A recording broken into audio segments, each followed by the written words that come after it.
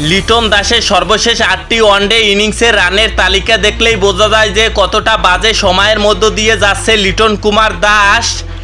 এই 8 ইনিংসে তার রান ছিল 6-1-0-0-2-4-0।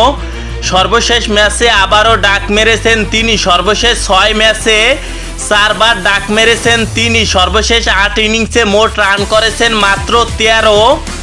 এরই মাঝে প্রশ্ন উঠেছিল এতটা বাজে ফর্মের পরই কেন বারবার দলে জায়গা করে নিয়েছে লিটন কুমার দাস। নির্বাচক গাজী আশরাফ হোসেন লিপু জানিয়েছে যে লিটন কুমার দাস টি-20 দলের অধিনায়ক, তাকে ফর্মে ফেরানোর জন্য ওয়ানডে দলে রাখা হয়েছে। নির্বাচক কমিটির এই আস্থা যেন বিপরীতভাবে ফিরে এসেছে, কারণ আস্থার কোনো প্রতিদান দিতে পারেনি লিটন কুমার দাস। তার রানের খরা যেন আরও প্রকট হচ্ছে।